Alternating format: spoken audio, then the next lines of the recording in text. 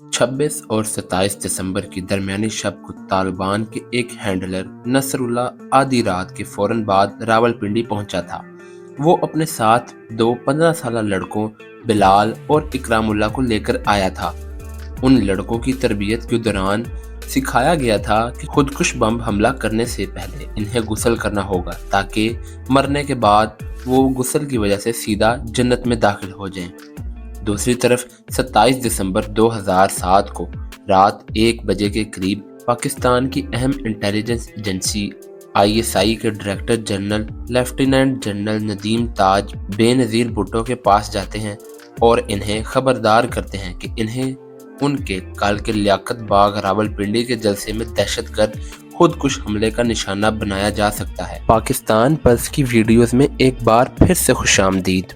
General ताज बेनज़ीर को बताते हैं कि खुदकुश बम इन्हें रावलपिंडी में उनकी सियासी रैली से पहले, रैली के दौरान या फौरन बाद निशाना बनाएंगे। बेनज़ीर भुट्टो को शक था कि शायद जनरल ताज कहीं उनका जलसा रुकवाने के लिए ये सब कहानी गढ़ रहे होंगे। इसलिए उन्होंने जनरल ताज से कहा कि अगर ऐसा है तो मुझे सिक्योरिटी देना रियासत की जिम्मेदारी है, आप सिक्योरिटी को बढ़ा दें और इस बात को यकीनी बनाएं कि मैं मुकम्मल तौर पर महफूज हूँ। ना सिर्फ मैं बल्कि मेरे लोग जो वहाँ मौजूद होंगे वो भी मुकम्मल तौर पर महफूज होंगे।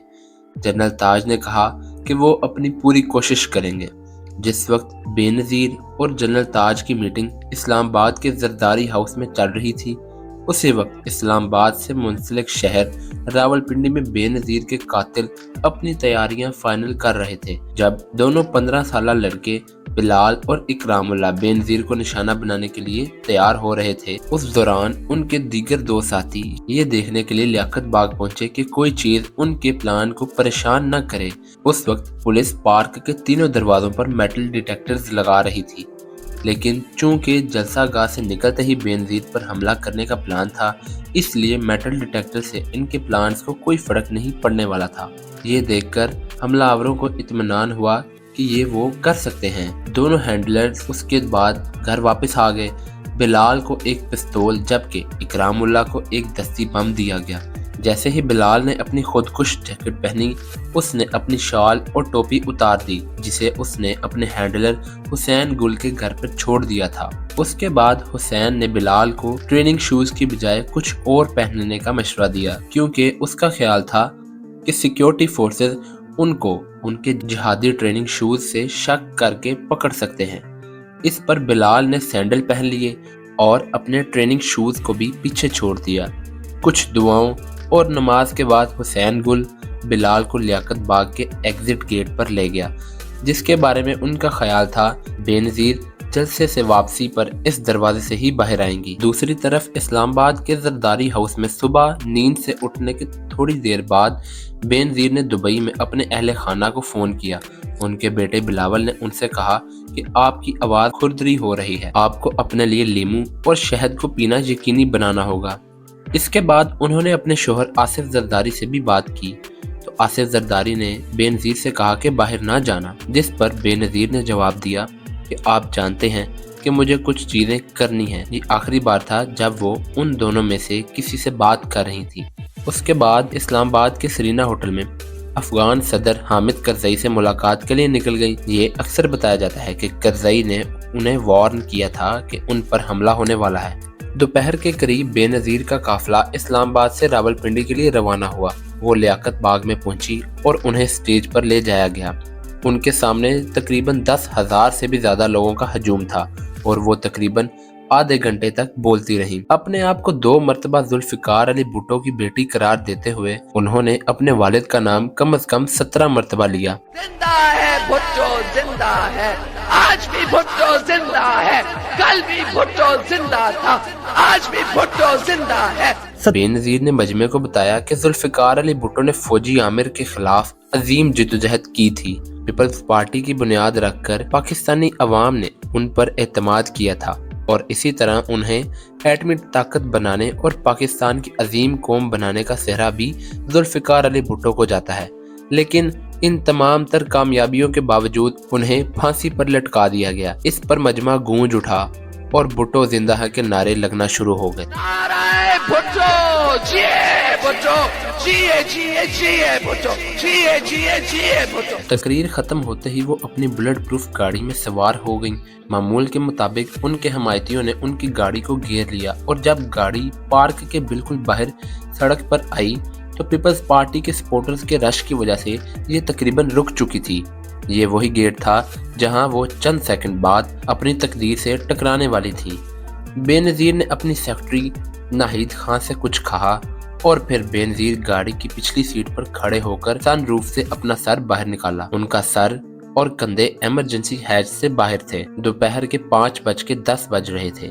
दूसरी तरफ सारा दिन इंतजार करने के बाद खुदकुश बमबार ने देखा कि उसका वक्त आ गया है। वो पहले गाड़ी के आगे और फिर उस तरफ गया जहां लोग कम थे। उसने अपना पिस्तौल निकालकर बेनज़ीर की तरफ बढ़ाया। गार्ड में से एक नौजवान ने उसे अपना पिस्तौल निकालते देखा और गार्ड ने हमला किया, लेकिन अगरचा गार्ड के हाथ ने बिलाल के बाजू को छू लिया था, लेकिन वो उसे पकड़ने के लिए काफी दूर था। बिलाल ने 1 सेकंड से भी कम वक्त में तकरीबन 3 फायर किए। जैसे ही दूसरी गोली चली, बेनज़ीर के सर का स्कार्फ और दुपट्टा उनके चेहरे से हट गया। तीसरी गोली चलने के बाद वो एक पत्थर की तरह सनरूफ से गाड़ी के अंदर गिर गई। जैसे ही ऐसा हुआ, बिलाल ने अपनी खुद को जैकेट को धमाके से उड़ा लिया। बेनज़ीर की सेक्रेटरी नाहिद खान कहती हैं कि वो मेरी गोद में थी और उनका खून बह रहा था। मेरे हाथ और मेरे कपड़े खून में लथपथ थे। नाहिद खान के शोहर डॉक्टर सफदर अब्बासी भी उसी गाड़ी में सवार थे। वो कहते हैं कि मैं उनकी नब्ज देखने की कोशिश कर रहा था और मुझे उनकी नब्ज तक पहुंचना बहुत मुश्किल लग रहा था। हमें इन्हें हर हाल में अस्पताल ले जाना था। उस वक्त तक जीप बिल्कुल अकेली थी।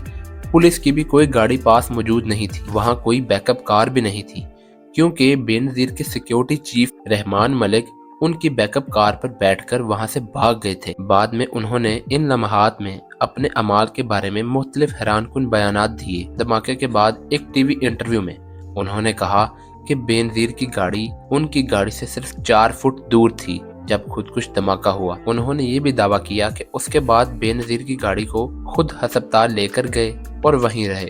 उसके फौरन बाद एक मुख्तलिफ इंटरव्यू में उन्होंने कहा कि उनकी गाड़ी बेनज़ीर के सामने से गुजर रही थी और बम फटने के फौरन बाद उन्होंने एक और हमले के खौफ से रफ्तार तेज कर दी। इब्तदा में बेनज़ीर की गाड़ी उनके पीछे आ रही थी, लेकिन कुछ देर बाद उन्होंने देखा कि बेनज़ीर की गाड़ी अब पीछे नहीं है, तो उन्होंने यू टर्न लिया और वापस आ गए। ऑन बेनेट जॉन अपनी किताब भुट्टो डेंसिटी में इस बारे में लिखते हैं कि दोनों अकाउंट्स और रहमान मलिक के दिए गए दूसरे विजन मुकम्मल तौर पर गलत हैं।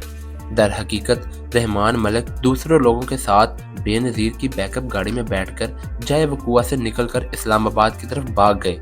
जी हाँ, उसी बैकअप कार में जो बेनज़ीर के लिए वक्फ थी। 1 तिहाई बाद जब उनसे पूछा गया कि उन्होंने ऐसा क्यों किया, तो रहमान मलिक ने कहा कि वो पुलिस की हिदायत पर अमल कर रहे थे। बेनज़ीर की बैकअप गाड़ी में रहमान मलिक के अलावा एक और शख्स सवार थे, जो बेनज़ीर के दरीना मशहूर वफादार तर्जुमान फरतुल्लाह बाबर हैं। फरतुल्लाह बाबर ने भी कुछ ऐसे ही बयानात दिए। फरतुल्लाह बाबर ने कहा, उस दिन खुद को भगाने की इजाजत देना उनकी जिंदगी का सबसे बड़ा अफसोस है। इस खौफनाक सूरत हाल में बेनज़ीर को कुछ करीबी मशीरों की तरफ से छोड़ जाने के बाद बेनज़ीर की सेक्रेटरी नाहिद खान के शोहर सफदर अब्बासी और गाड़ी के ड्राइवर जावेद रहमान को ही हालात से निपटना पड़ा। बम ने टोयोटा गाड़ी के टायर उड़ा दिए थे। कोई और गाड़ी भी दस्तयाब न थी। ड्राइवर ने बगैर टायरों के रिम्स पर गाड़ी चलाना शुरू कर दी। जैसे ही गाड़ी ने मेटल्स के रिम्स पर तेजी से भागने की कोशिश की, लेकिन वो जल्दी से फंस गई। इस गैर मामूली सूरत हाल में नाहिद खान और सफदर अब्बासी ने बेनज़ीर को अस्पताल पहुंचाने के लिए टैक्सी ढूंढने की भी कोशिश की, लेकिन ताहाल पुलिस इस सारे वाक़े में गायब थी। 2-3 मिनट गुजरने के बाद एक और जीप आई और बेनज़ीर को उस गाड़ी में रावलपिंडी के जनरल अस्पताल ले जाया गया। ये गाड़ी बेनज़ीर की तर्जुमान शीरी रहमान की थी। रिकॉर्ड से पता चलता है कि वो हमले के तकरीबन 25 मिनट बाद अस्पताल पहुंची। बेनज़ीर को अस्पताल की पार्किंग में स्ट्रेचर पर लटाकर अंदर ले जाया गया। उनकी नब्ज काम नहीं कर रही थी और वो सांस भी नहीं ले पा रही थी। उनकी आंखों की पुतलियां साकत और फैली हुई थी।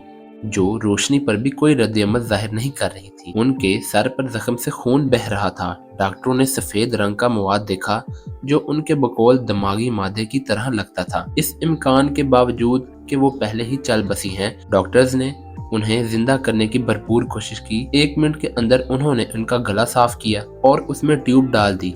उन्होंने इन्हें पंप भी किया, लेकिन कोई जवाब न आया। बेनजीर के कानों और नाक से खून बहने लगा। वो इन्हें ऑपरेशन थिएटर में ले गए और हमले के तकरीबन 50 मिनट बाद शाम को 6 बजे से थोड़ा पहले इनका सीना खोला गया और उनके दिल की हाथ से मालिश की गई। एक बार फिर जवाब न आया। डॉक्टर्स ने ड्रग्स और एक डेफिब्रिलेटर इस्तेमाल किया, मगर सारी उम्मीदें दम तोड़ चुकी थी। हमले के 1 घंटा 6 मिनट बाद शाम 6:16 पर डॉक्टरों ने ऐलान किया कि मोहतरमा अब इस दुनिया में नहीं रही और इस तरह बेनजीर इस दुनिया फानी से चल बसी। अल्लाह ताला से दुआ है कि अल्लाह ताला उनके दर्जात बुलंद फरमाए और उनको जन्नतुल फिरदौस में आला मुकाम अता फरमाए। नाजरीन, ये थे बेनजीर भुट्टो की शहादत से पहले के कुछ हकायक। उम्मीद है आप पाकिस्तान पल्स की वीडियो को भरपूर लाइक और शेयर करेंगे।